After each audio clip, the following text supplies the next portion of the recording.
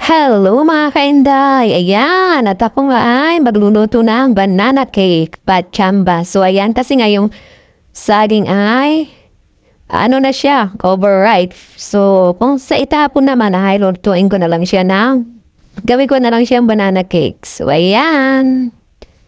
At meron tayo dito, flour, baking powder, and cream, and baking soda, at saka cinnamon, and itlog. So, ayan. So, kompleto naman. Kaya, ayan. Lulutuin ko na lang siya mga kainday. At ito na nga mga kainday. Putulin ko lang yung saging. Ayan, nilalagay ko dito sa cup ng mixer. Ayan, nilagay ko na yung flour, kalahati, itlog, butter, at yan, at saka yung cream. Ayan. At syempre yung baking powder. Oops, napadami ang lagay. So, cinnamon powder, at saka itong baking soda.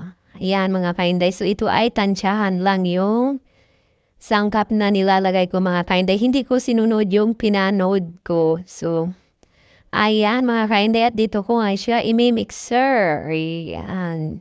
Hindi ko siya nilagyan ng tubig mga kainday. Yung cream lang at saka yung butter. Ang pinaka tubig niya mga kainday para mas masarap.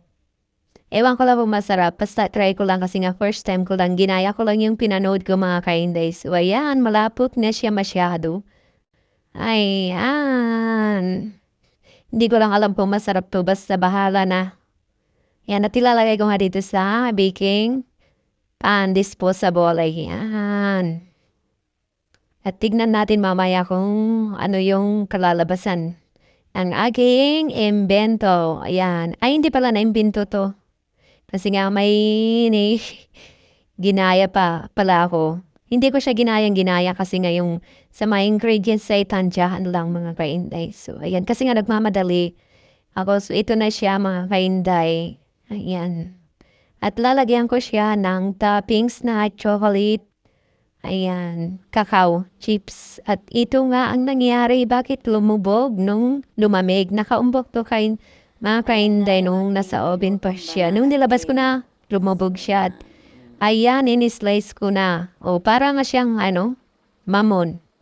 Mga kainday masyadong dark. Siguro nga marami yung, cinnamon powder. Ayan. Tama lang, sakto lang yung tamis. Ayan, mga kainday. Sarap! Ayan, try nyo din mga kainday magluto ng patsamba. Ayan. So, masaya na ang tummy ni Inday. So, ayan.